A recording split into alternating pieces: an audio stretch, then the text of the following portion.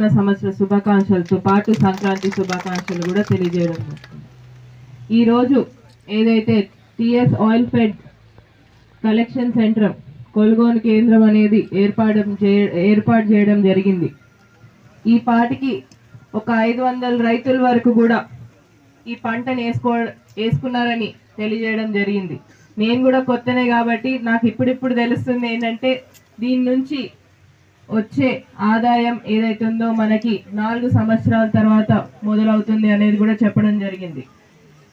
ఒకటే చెప్తున్నాను, ఎందుకంటే ప్రభుత్వం నుంచి ఒక రైతులకి మంచి చేద్దామని ముందుకొస్తుంది ఒక ఐడియాతోనంటే మీ అందరు రైతులు సహకరించి ముందుకొచ్చి కూడా ఈ పంటను వేసుకున్నందుకు చాలా చాలా కృతజ్ఞతలు తెలుపుకుంటూ, ఇలానే ఈ పంట కోసం ఏదైతే పామ్ ఆయిల్ అంటారు, ఆయిల్ పామ్ అంటారు, మీ ఇష్టం వచ్చింది అనుకుంటారు. ఇంకా రైతులకు కొంచెం అర్థమయ్యేట్టు చెప్పాలంటే కొంచెం భాషలో పామ్ ఆయిల్ ఏదైతే పంట మీరు వేసుకుంటారో ఆ పంట ఇంకా ఎక్కువ వేసుకొని దాని నుంచి ఆదాయం మీరు అందరు కూడా తెచ్చుకోవాలని కోరుకుంటూ, ముందు కూడా ఇది మన నారాయణపేట జిల్లాలోనే కొంచెం అతి పెద్దగా చేయాలంటే దానికి మన అధికారులు సహకరించాలి.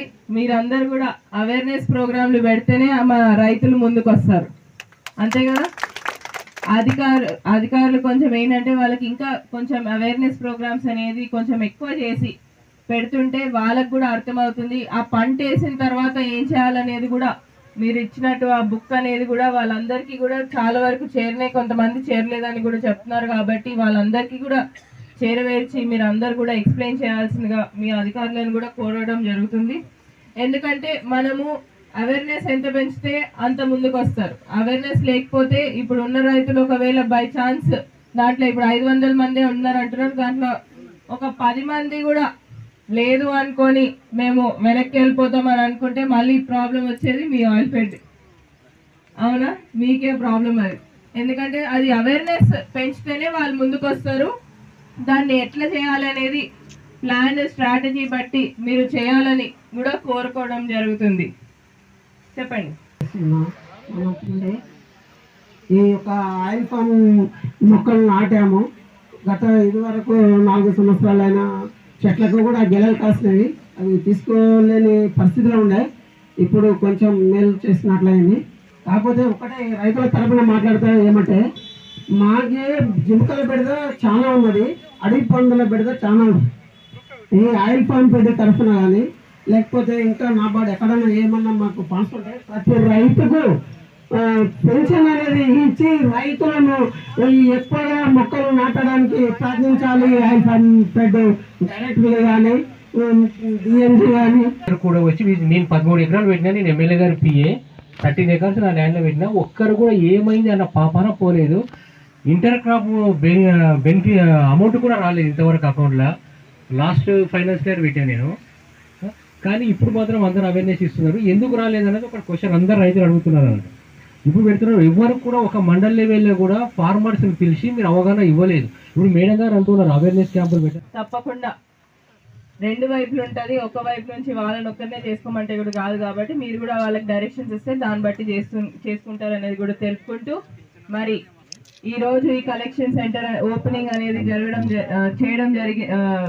చేయడం జరిగింది.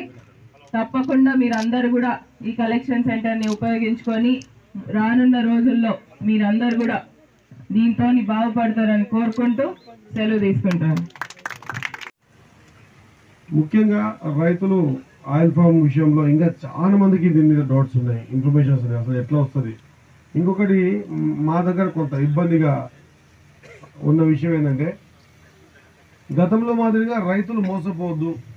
మా దగ్గర ఈమో బర్డ్స్ అని చెప్పేసి ఎక్కడెక్కడి నుంచో తెచ్చి ఆ పక్షులను తీసుకొచ్చి మేపి 4 ఏళ్ళు దాన్ని తీసుకొని దాన్ని గుడ్లు పెట్టించి అంత చేసి దాన్ని ఆయిల్ తీస్తే ఎక్కడో కోట్ల లాభాలు అవి ఇవి అని చెప్పి తీరా ఆ పక్షి పెద్దగా ఆయిల్ తీసి వేయి వచ్చే వరకల్లా ఎక్కడ కూడా ఆయిల్ గురించి ఎక్కడ డిస్కస్ కానీ ఆయిల్ తీసుకునేటువంటి సెంటర్లు కానీ ఏమి లేకుండా 100 మంది రైతులు వేల కోట్ల రూపాయలు ఆగమై పరిస్థితి. చాలా మంది రైతులు ఏ రైతు భూములల్లో ఆ కోళ్ళు పెంచారో యూ బర్డ్స్ ఆ భూమి అమ్ముకునేటువంటి పరిస్థితి వచ్చింది. కాబట్టి దీని మీద ఇంకా అవగాహన కల్పించాల్సిన అవసరం ఉన్నది. నిజంగా కూడా నాకు కూడా కొంత వ్యవసాయం అంటే చాలా ఇష్టం. ఎంత మీరు అవగాహన కలిగిస్తే అంత మనం రైతులకు మనం కూడా చెప్పడానికి అవకాశం ఉంటుంది. మనం అవగాహన కలిగించాలని ఫస్ట్ మీరు తీసుకుంటా ఉన్నారు. దీని నుంచి వచ్చే లాభాలు ఈసారి అందరికి కనిపిస్తే ఖచ్చితంగా మా ప్రాంతంలో ఒక్కసారి మా రైతులు నమ్మితే అసలు మిమ్మల్ని పడుకోనియరు. కానీ నమ్మేంత కొంత ఇబ్బంది అవుతుంది. మా రైతులకు ఎటువంటి హాని జరగకుండా క్రాప్లలో కొత్త కొత్త విధానాలు చేసుకోవాల్సిన అవసరం ఉంది. మీరు ఈ కార్యక్రమం శ్రీకారం చుట్టినందుకు మరి ఖచ్చితంగా మీ అందరికీ ధన్యవాదాలు తెలియ